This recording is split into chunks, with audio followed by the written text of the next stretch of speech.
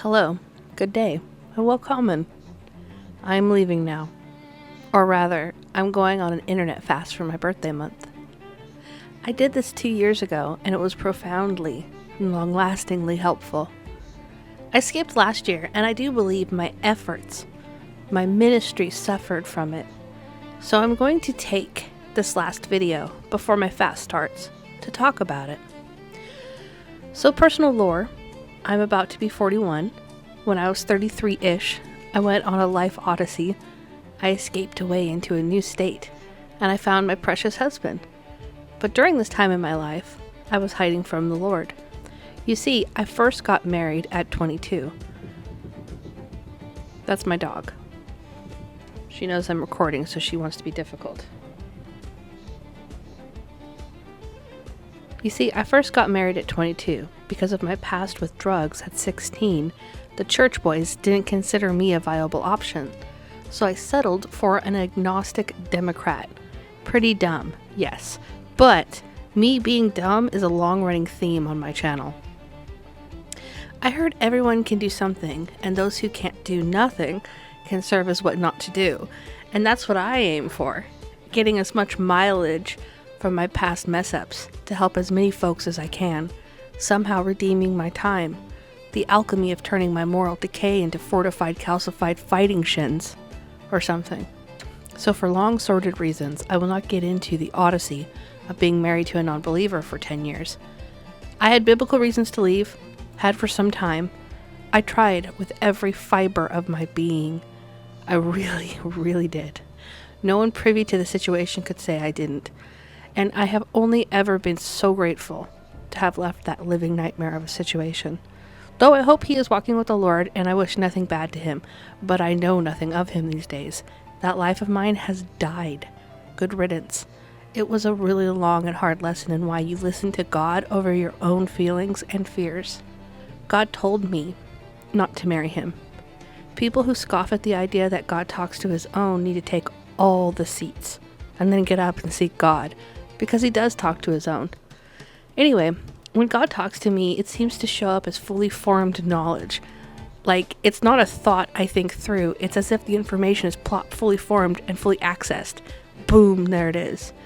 And that's what I heard. God told me not to marry him. He is a non-believer, referencing the scripture. This was the first time I hid from God. Please don't ever hide from God. No one will love you the way he does. And you might not know what's around the bend, but God does. So don't be like Abraham, who fathered a child by his own efforts through Hagar. Trust God. Anyway, my relationship with the Lord had changed profoundly after this, and soon after I would reap the hellish consequences of my actions. And I would stay reaping this for about 10 years. That's a long time. My life was in stagnation and in closed circles of trying and hitting the wall. Tiny, frequent, fast little circles. Try and fail. Try and fail. They say the definition of insanity is to try the same thing over and over and expect a different result. Lot there, not the point of the story. So I escaped and went on another odyssey. Because, well, the human condition has no bounds to their audacity. I hid from the Lord again because I wanted to be a wife, to be truly loved as a wife. I never got that. And I was very severe in my understanding back then, so I wasn't sure if God would allow me remarriage, even if the divorce was on biblical grounds. But I did marry a believer the second time, and boy, let me tell you, it is so much better to be partnered with someone you see eye to eye on, 'cause fucking duh.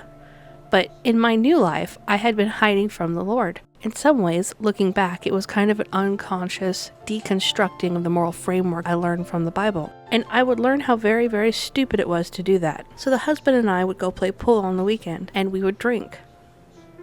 I hate drinking. It makes my brain feel funny. I hate wine. I have never been a let's have a drink at lunch kind of gal. I love my brain, and caffeine is more in line with my endeavors. However, I loved getting gronked, completely annihilated drunk. And it was very similar to when I was 17. I would get completely blitzed at 17. Something about just completely letting go and going wild was so much fun. And the husband and I had a really good time doing this in the first few years. But like they say, sin is fun for a season, and then it eats your soul. We started smoking pot and eating edibles. Also, just to add, at 32, because I had just wanted to die, this is before I left on my odyssey, I started smoking cigarettes again. I first smoked cigarettes at 13. I quit when I was 18 and pursued the life God wanted for me. But then at 21, because I started drinking again with coworkers, I could finally drink legally, I told myself. That gave an excuse as to why I started drinking occasionally after I'd quit when I was 18. Well, anyway, so I started smoking again, because when you drink, you smoke. That's pretty common. But then I quit again at around 23. Almost 10 years I was a non-smoker, but alas, it got me again. Now somewhere around 26, I developed a gnarly caffeine dependence, an energy drink dependence. So let's recap. At 35, I had started smoking, doing pot, heavy drinking on the weekends, and splitzed out on caffeine. This is a lot. And so when I crashed, and boy, was it a spectacular crash, that included a mini story of demon oppression and warfare that I had to do to get this thing to leave my house. You see, when God left the 99 to see if I was ready to come home because I was no longer a hospitable host to it, it then attached to my husband and it almost killed him. Story for another day. There are many out there that know that the demonic realm is real, and there are many who don't believe it. And I will leave it at that. Anyway, I remember thinking how long it was going to take for God to clean me up again, and that would mean a very long time of feeling miserable, a long time before I could feel peace again. I knew because I had been here before, back when I was 18, and God got me off of the booze, the speed, the cigarettes, and the weed. The hardest part to get through is filling your mind with new things while it's reeling from the loss of the harmful things. You need to build those new things block by block. To any addict out there, just know it goes away in time, and as you replace it with better hobbies, habits, and perception, you have to reinvent yourself and reinvent your life. and I could not have done that without the Lord. That isn't an empty statement, it's a whole story and video of its own. So since I had gone through this transformation when I was 18, I knew God could and would get me through, but it takes suffering to do it, building your grin it and bear it muscles. I remembered how bad it was then, and I knew this time might be worse, since I'm an old hag now, and everything is harder when you get older. The first thing to go was boozing. By this point, I had gotten to the stage of being a complete embarrassment. I one time jumped over a bonfire only to collapse on the other side and fart as soon as my belly hit the ground. Yeah. Which is hilarious, yet undignified and thereby degrading. And many other such awful things that I don't care to think of. I'm just glad I escaped that folly. So the booze was first. At this time, I had deeply retarded my brain. I am autistic and have suffered from something called selective mutism my whole life. Whereas before it only came here and there, it was now always. I actually lost myself. I had no voice, I had no thoughts, and my mind was an awful tornado of rumination on bitter memories of embarrassing things that I did or said while drunk, or who wronged me by what they did or said while drunk. Whereas I had been known before for being imaginative and well-spoken, now all my articulation was gone. A complete and actual idiot. I saw it in the eyes of others. And I was ashamed of myself. Deeply, deeply ashamed. And I was scared. So very scared. And alone. So all this was setting the stage for my first internet fast. I stopped boozing, which was hard, because it was now the expected social behavior of me. My husband was upset with me because he enjoyed our nights out and our friends at the bar. It's like this unwritten agreement we make. So I still went on the weekends with the husband, but stayed as a designated driver. I still played pool, but it got lame real fast for me, but also for those drunks. Drunks don't like being drunk around non-drunks, and no one wants to be around a drunk. And a Christian has no business even knowing any of this. After the booze, it was time to quit smoking. I had many failed attempts to quit, and I found quitting now that I'm older was so very, very much harder to do than when I quit when I was 18. And then at 23. I don't know if I articulated that well. When I first quit at 18 and then again at 23, one thing that helped me was that my mouth had started to hurt, and I knew if I didn't quit, cancer was probably right around the corner. One thing I did to help me quit was, because I never smoked cigarettes in the house, if my desire got so strong, I would go to my room, watch TV, and smoke pot. And then I would be too scared to leave my room to smoke outside. Plus, it helped with that feeling of wanting my lungs to be filled with hot smoke. It's like when you quit soda and you just want to drink something that has bite. We Westerners are so jacked up. Booze and cigarettes down, now pot left, caffeine too, but it wasn't yet in my mind to quit that. My whole life I have wanted to be a storyteller. When I was young, that meant a writer, and I would come up with these stories always in my head.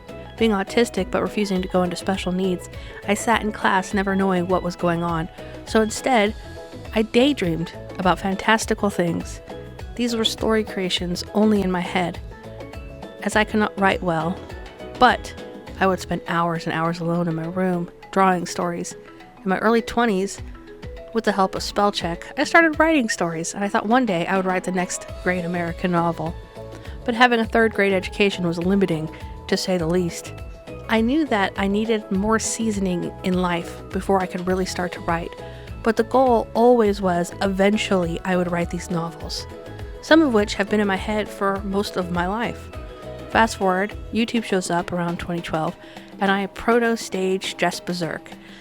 That lasts about a year, then I get off producing content until around 2016. And then I create a largely political, cultural channel, but here and there I started to do storytelling. But largely I take images I find and put them through filters to at least somewhat make them mine. Then sometime after COVID, I realized I could create my stories in animations. It felt like an epiphany. I can't spell and know nothing of grammar, but primitive storytelling, I would argue, is so much more beautiful and interesting. And in animation, I have found a medium that could be the perfect vehicle for it. But learning to animate. I'm still in the stage of learning, but back to our story. I was at the start of this journey. I got off the booze, and my mother had bought me animation software for my birthday, and my husband had bought me a computer as a kind of dowry back when we had gotten married. So I had all the tools, but then I'm staring at the equipment I don't yet know how to drive. Talk about feeling impotent. It's like learning a language. But not because I didn't know how to animate. That is easily solved by the drive to learn, but because I had retarded my brain. And my brain, which had at one time been a sparkly wonderland of rich stories, was dead, and I was mourning it. Now, it was stuck on reruns, ruminations of bitterness about embarrassing things I did or said while drunk. The spark just was not there, and one time while in the shower I asked God if he would bring it back, to which I believe he told me it won't come back until you quit pot. And I remember thinking, oh, snap, that makes sense. Also, oh man. Now, at this time, I didn't necessarily think smoking pot was a sin, mind you. As of now, I have a very nuanced understanding of pharmacia, whether it's pot or Advil, whether it's for medicinal or recreational. Personally, I think taking something God made over some man-made synthetic drug is better, but drugs can be a door for the demonic and a slippery slope to a nincompoop life, and I have now deemed that for me it would be a sin to take recreationally. But I believe God used weed to get me off of speed when I was 17. Also, when I broke my spine at 27, they had me hooked up on Vicodins. Then they tried to push me into, it was either oxycodone or oxycontin. I don't really remember, it's been a while. To which I knew better, so I switched to pot, and only used it for some odd years when my spine was healing. All that to say, the idea of whether weed is a sin is not cut and dry to me, so for the sake of this conversation, we will shelve the thought of whether it's a sin or not. I set to quit because God told me that was the next step in getting my brain back. And brother, that was hard. I loved getting ripped before bed, and having my mind blown or major mental breakdowns while watching Joe Rogan or some similar podcast. I loved it. Not going to stand here and lie to you fine folks today and say it was terrible, because no, it wasn't. I miss going to sleep stoned. I felt like I was wrapped in a warm cloud, safe, sound, and cozy. Now I imagine this is very similar to how heaven feels. So I sacrificed that feeling for now for the better feeling in the future. I started taking high-dose edibles while I was in bed, so I would be asleep right before they hit, and I would wake up enough to feel amazing and so very, very comfy before slightly drifting away again.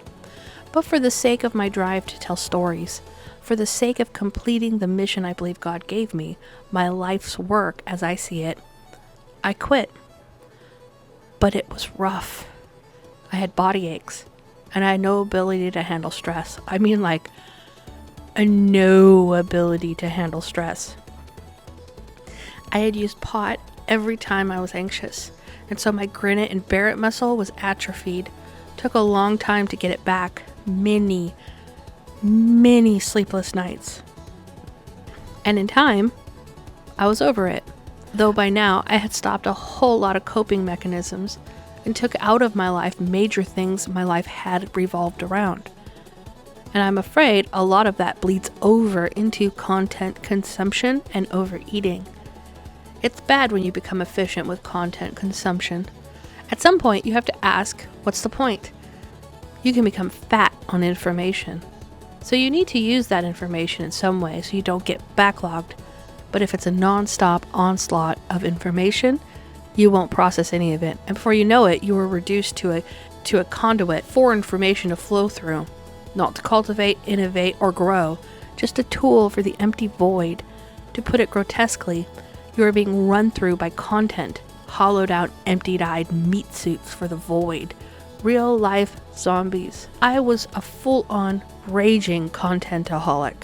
I had so many tabs always open. I would play video games while listening to sermons or podcasts. It was never ending. I opened YouTube only me to watch a little here or there, and then boom, this video leads to that one. And in the right side panel, all these other videos. Quick, open them in a new tab to save them for later. This is valuable information I can't lose. I can't lose this valuable information. It's a Library of Alexandria all over again. Breathe.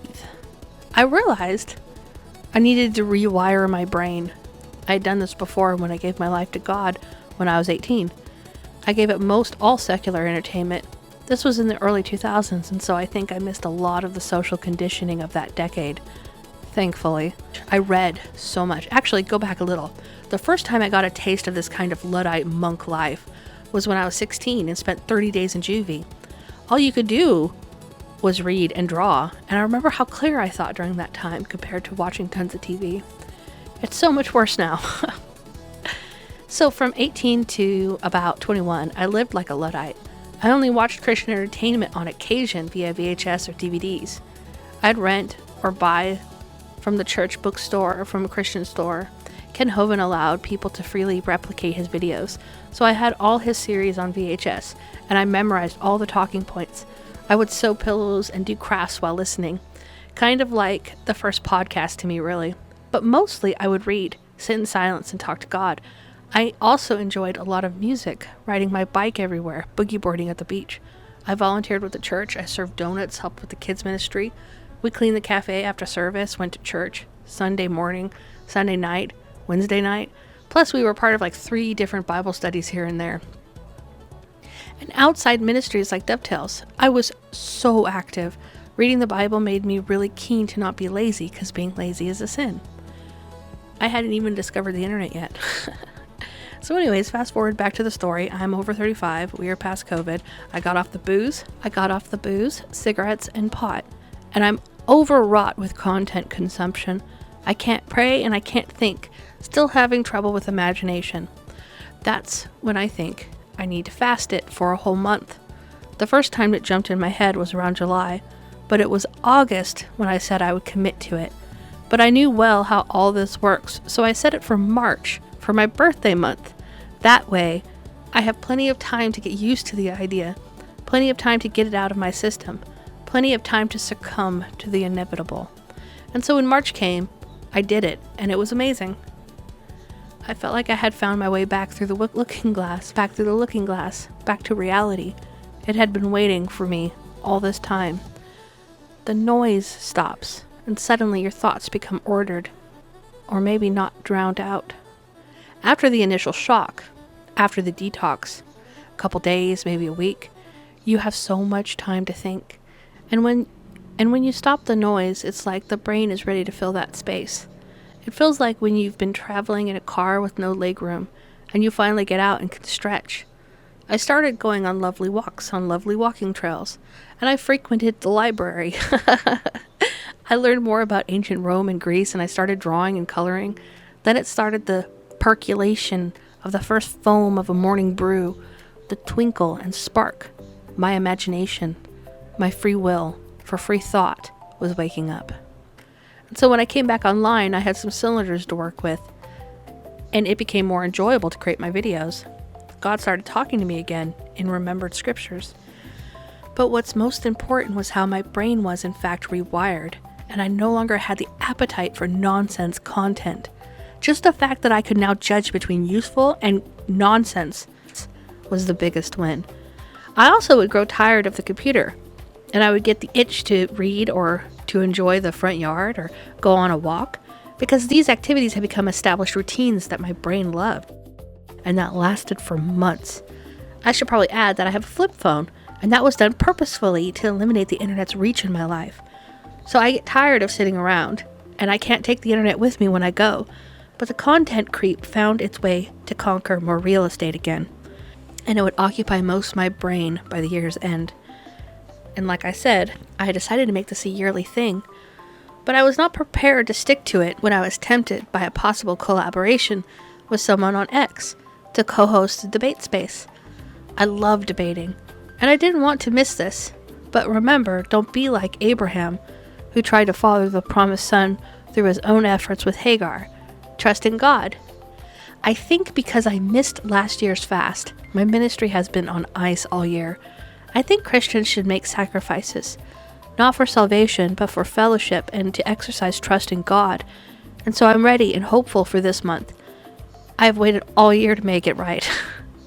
And it's taken a while, but here it is, and I'm excited for things to come, God willing. There's a lot in there, I just have to find a way to access it.